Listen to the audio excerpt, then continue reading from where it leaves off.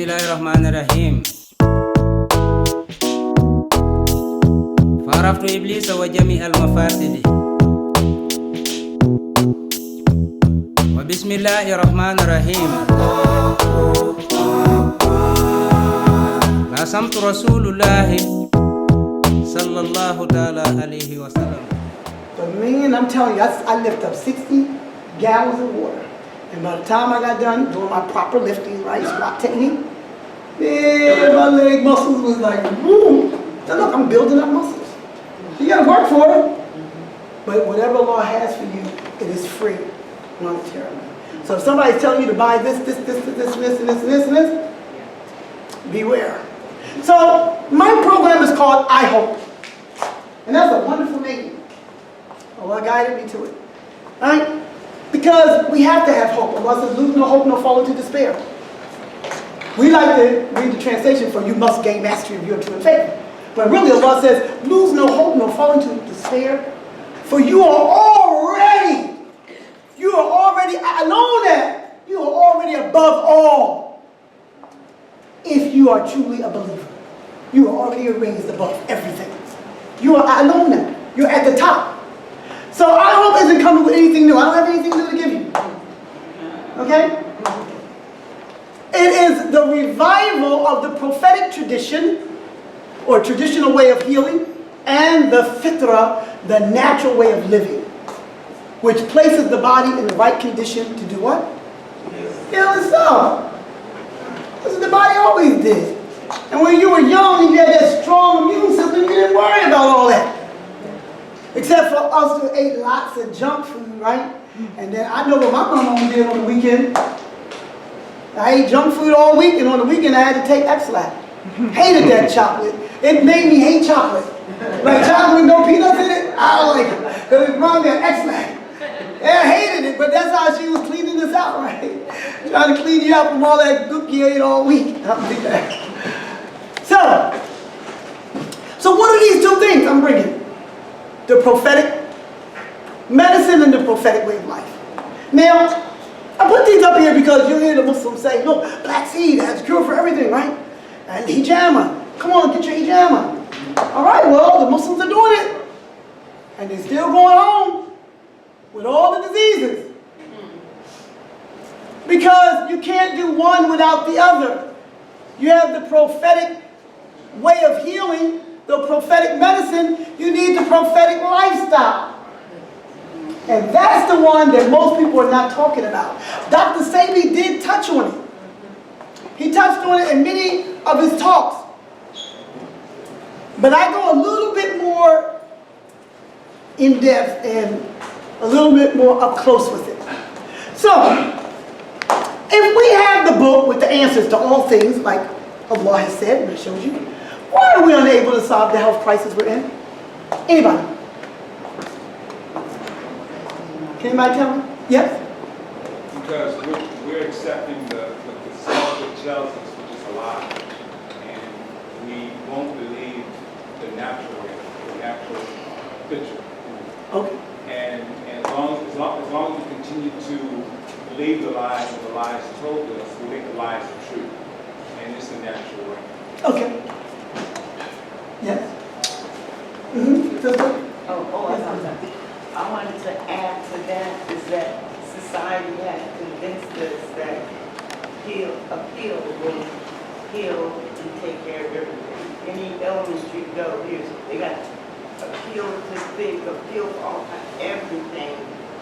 And we're not looking into the preventive, your healing process, the healing that we have mechanisms.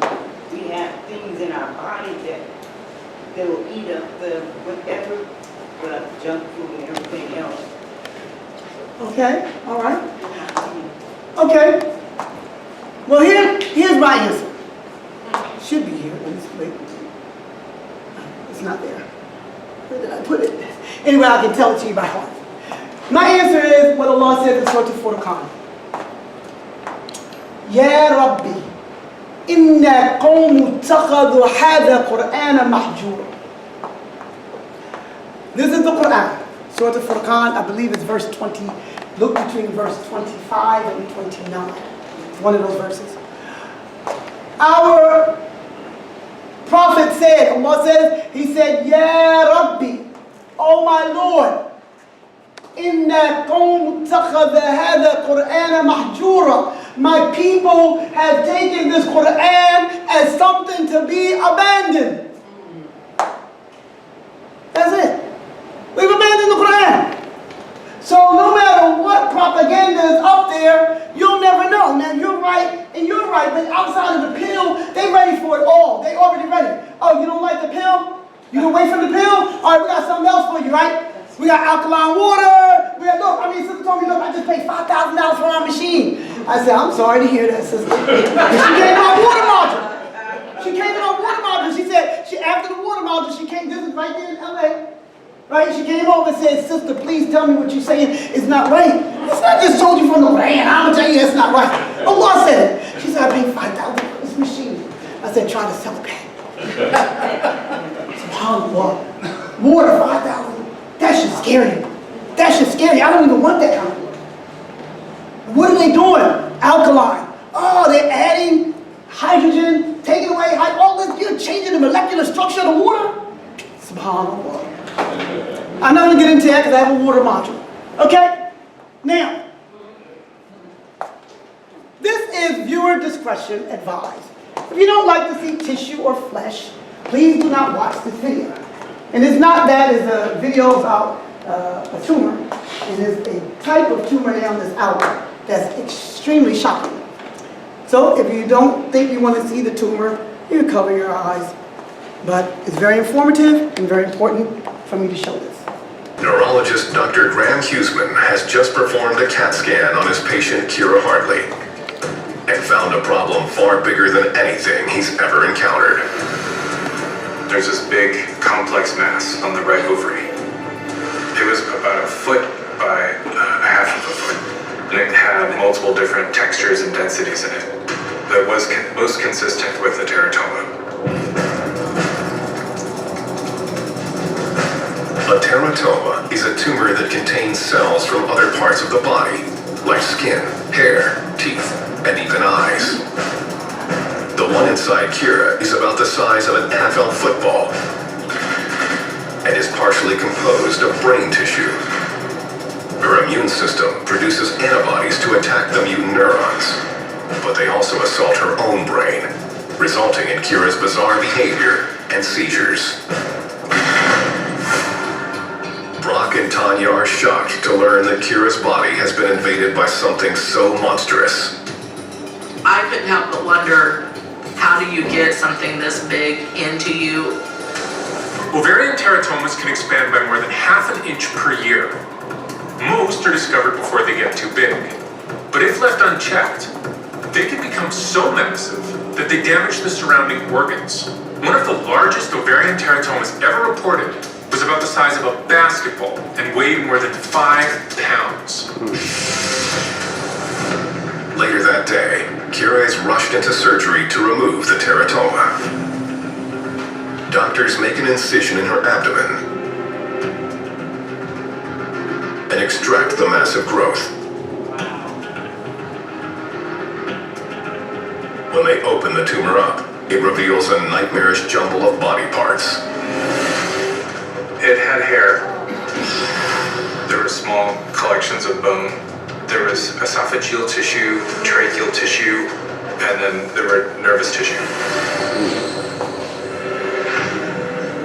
I'm going to stop there. You can find it on YouTube and finish watching the rest of it. But one of the things that's very important about this, brothers and sisters, you have to ask yourself, what is going on? Wait a minute, tumors are having body parts.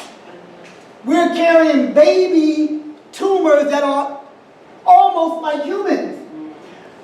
What is going on? Why is nobody asking what is going on? And you can't be asking them because they're just finding more and more ways to make money. I'm serious. Cancer is the only disease that for 100 years the treatment has not evolved. Go look it up. Look inside your hospital. Look at the equipment they have in the hospital. Look at the hospital. In 100 years, look at our televisions. Look at our cell phones. But the same treatment. Surgery, chemo, radiation. Right. And I'm not blaming the doctors because there's an article, you should look it up. A doctor wrote it, she said what? The doctor can't cure your cancer because he can't cure his. When he gets diagnosed, he goes through the same thing. So stop going to him, let's go figure out what's going on. Because what did Einstein say? What is insanity? To keep doing the same thing over. I know we all know it right. We all say it right. It's a nice little thing to say. And then we go right back and do the same thing. Looking for different results. So let me ask you something. If I said to you, and don't worry, that tumor wasn't just there, it's going to get somewhere. I had to show it now, so when I get there, you know what I'm talking about. But I got to take you through this right here. Brothers and sisters, if I said, brothers and sisters of Oakland, don't let Sister Karimah take your money like she took the people's money in L.A. What would be in your mind, or what would you say? And you know, you probably might not say it to me, you might whisper to the sister next to you, like, what would you say? What would be in your mind? Huh? Somebody want to know how much did she take? Okay, anything else? What would be in your mind? Okay, what did they buy? Okay, I'm not going to remember none, but what else would go to your mind? Was it worth it? No consciousness. Well, would you be thinking about what did she do? See, you thinking she sold something, but how did she take their money? Wouldn't you want to know how she took their money, right? That's what I want to know. First thing, okay, wait, hold up. How did she take their money? Because she maybe sold them. Maybe she came in there and robbed everybody. Right? How did she take the money? Well, look at this. Ya Bani Adam. لا يفتننكم الشيطان كما أخرج أبويكم من الجنة. Who are the children of Adam? I can't hear you. Man, you ain't saying it like you certainly know. I am. So the Lord of the world is talking to who? Well, let's make it more personal. The Lord of the world is talking to who? Me. All right. Now he said, oh, children of Adam, do not allow Satan to tempt you, and let me give you some more words. Seduce you, trap you, trick you. In the same way as he caused your parents to be driven or kicked out of the garden. Now, inquiring minds should want to know. How many times we read this verse and never paid it any mind? And it's only in the Quran one time. Beware.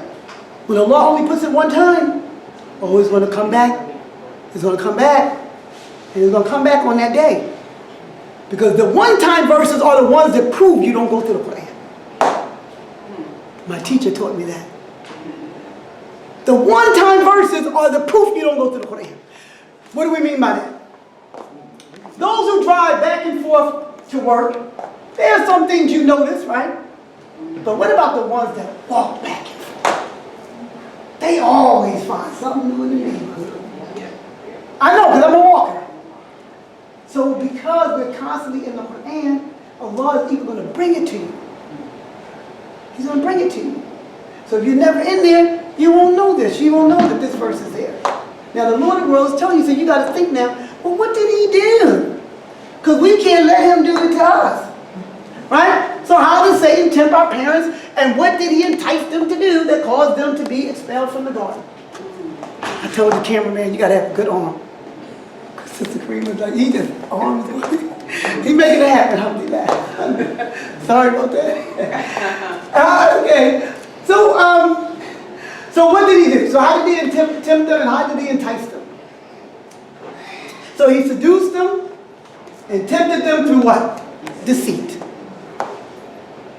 Dishonesty, trickery, sham, scam. It's the same way like I told you. You go in the doctor's office, he say, listen, hey, we got a 70% success rate.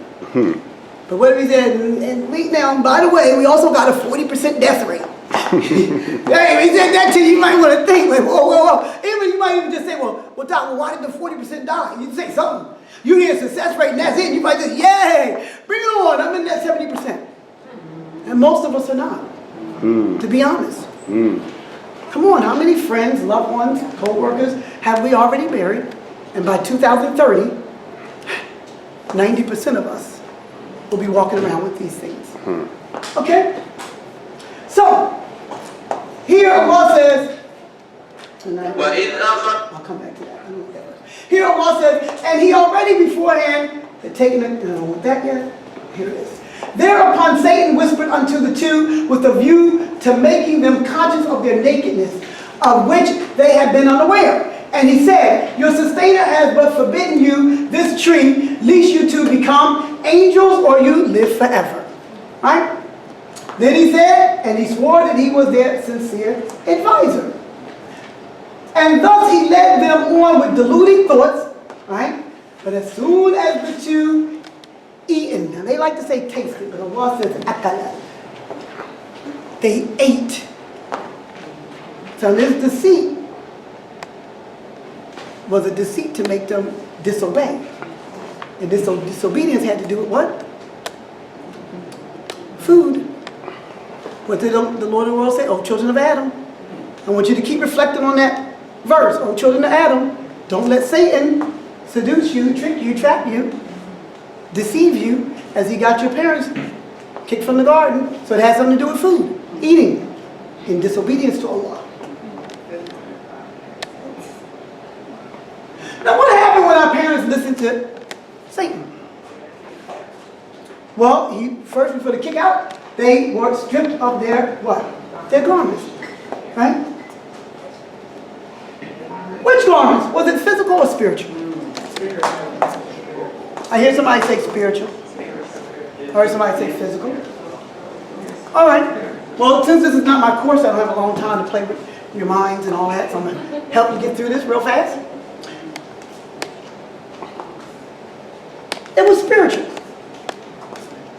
See, our mother and father, they were already naked. Right? Allah says in the Quran what? He said, O children of Adam, we have bestowed garments upon you to cover, and that's not the verse I want, but I'm going to show you that you do have spiritual garments. But in the other verse previous, he said what? That when he had them eat from the tree that they were forbade, their nakedness became apparent. They didn't become naked. Their nakedness became apparent. They were naked already. And there's so many more understandings with this. But right now I'm on food, but I can take you on a whole nother journey with these verses. So the Quran cannot be placed in a box, and this is the only meaning. But in this, bringing it home, this here, there, they were already naked. Allah said they were naked. So do we have any other garments other than our physical clothing? Allah says it right here, O children of Adam, we have bestowed garments upon you to cover your shame, as well as to be an adornment to you. Right? I came in, I had on my workout clothes. Told Sister Yolanda, I got to change. She was like, yeah, right. Nah. And I changed into what? To be an adornment and to cover me, right? But the garments of consciousness, labasu taqwa. Labasu taqwa. This is your labas, your clothing. Taqwa, your God consciousness. When that is stripped, you are vulnerable to the trickery, sham, scam, and deceit of our enemy. But the garments of God consciousness, that is the best garment you can ever have, Allah says. Such are among the signs of Allah that they may receive admonition. And in my course, we talk about whenever Allah says that's a sign, you're supposed to stop, reflect, and look and see what Allah is giving you in that. So, now we move on through the Quran, and Allah says what? Ya ayyuhan nasu, kulu mimma fil ardi halalan tayyiban, wa la tattabi'u khutuwati shaytan, innahu lakum aduwwun mubin. This is the Lord of the world telling us, just like He told our mothers and fathers, la taqrabu hadhihi shajara. Don't go near this tree. And another thing, He used deceit. He deceived them by giving them false hopes, a false reality. What was one of them? He told them if they ate from the tree, what would happen? Well, all right, the first one He said they would be what? Angels. They would be angels. Now, why would they need to be angels? Did not Allah tell the angels? He said,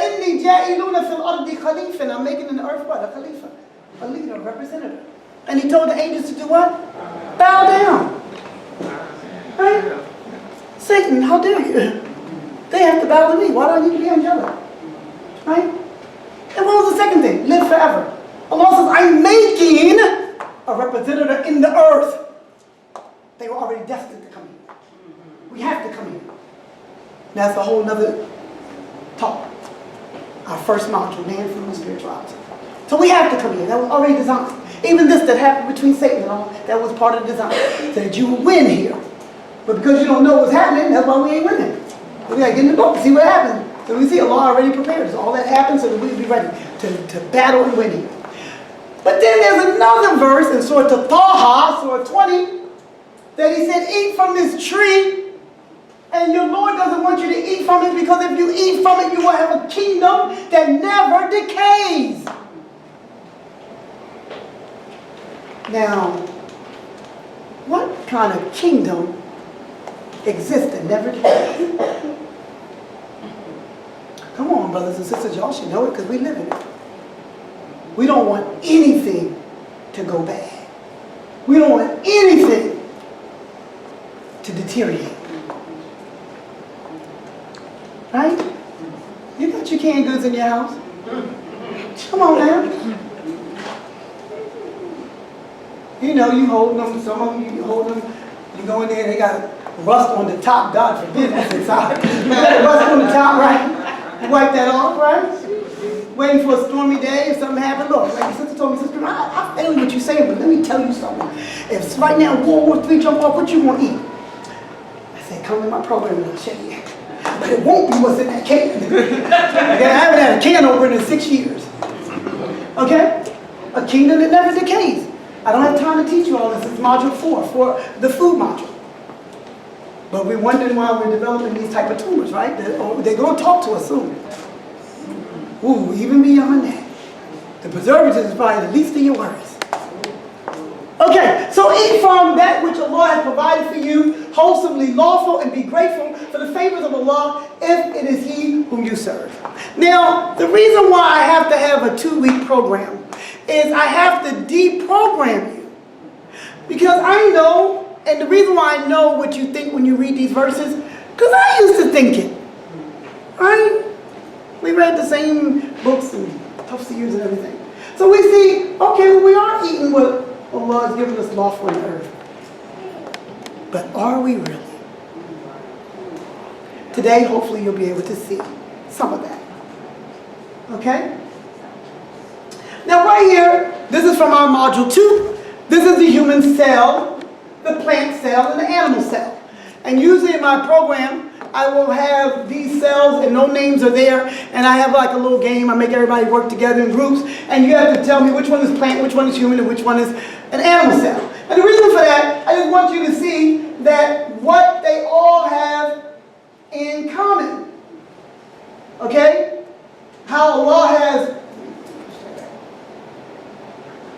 made them where we use the the human cell as our base cell that we were going to work from. And there's 19 components in the human cell. When you take and you compare all of these components in each cell, we have 10 in common. So out of 19, we have 10. That means we have 51%, pretty much. So that's how in common you are with the animals as well as the plants. And you have more in common with the animal than you do with the plants. Now this is very important. Okay? Because Allah says in His Quran, He says, "Min ayyi shay'in khalaqahu." From what thing have I created? When Allah gives you a question, it's not rhetorical, it's not for you to it's just there. He wants you to reflect. And when He gives you the answer right behind it, He really is getting you on a pathway for you to do some real deep reflection and analysis. So here He says, from a single cell, He has created him and then molded him in due proportion. مِن نُطْفَةٍ خَلَقَهُ فَقَدَّرَهُ. So we have, in this dimension, been made from a single cell. And that is out from our original creation before we came in this dimension, which was from dirt and water. But in the constant replication here, it is a single cell. Female cell, male cell. This is one time where 1 + 1 equals? Thank you. So, from a single cell, he has created him and then shaped him in due proportions. And I like to say that all the time because you look at some of these translations. A sperm cell, only a sperm cell. Like, come on. Yeah, that little guy ain't running around. He's looking for another cell. It's called an egg cell. Right? You got to put them both together. You make one cell, one human being. So that's what it is, right? But it's just to get us, have us women have something to fight about. But then look, ladies, don't worry about it. Just fix it. Translation. Right? So, is a cell a living organism? Don't worry, we're going to get back because that tumor that you saw, that tumor, that's a cell. And it's one of that lady's original cells. You don't catch cancer. Doesn't come in. It's not a bacterial or viral. It is something of your own cell that mutates. You seen that thing? There's a darn mutated alien growing inside of her. Okay? And we need to find out, by the guidance of Allah, what is causing our cells to mutate. And if we're not trying to find it out, shame on us, and we will continue to suffer like everybody else. So stop all this, ya Rab, ya Rab. I'm telling you, there's a hadith. He said it. The man disheveled came out of what? Out of the desert. He said, ya Rab, ya Rab. وَأَطْعَمَهُ حَرَامٌ وَشَرَبَهُ حَرَامٌ. What? His food was impermissible. His drink was impermissible. His clothes were impermissible. And he was being nourished with impermissible things. And the hadith closes with what? How then can he be answered? Now look, the hadith closes in a passive voice. It didn't say, how then can Allah answer him? No, because Allah been answered you. You can't be answered because you're stopping the answer. Like the man. So, is a cell a living organism? And we created every living thing out of water. 80% of your cell is water. And Allah has created every animal from water. It is He who has created man from water. And He already said He created you as a single cell. So your cell is predominantly water. Every living being must taste death. Then to us, they will return. Your cells die every so often. They like to say 120 days or whatever. They don't really know the numbers, but every so often your cells die. That's the problem with cancer. It doesn't have that apoptosis. They don't die. They just keep doing their thing. Okay? So, if in fact, so we'll make a connection here. Allah subhanahu wa ta'ala tells us, O children of Adam, do not let Satan get you out, trick you, trap you, deceive you, as he got your parents kicked out of the garden. And then he tells you to eat what he has provided for you from the earth. And then I ask you this question. Has Allah's creation, when it comes to food and drink, been changed? Yes. Or is it still in its natural state? Now, do you believe, I'm talking about every single thing, Allah's food.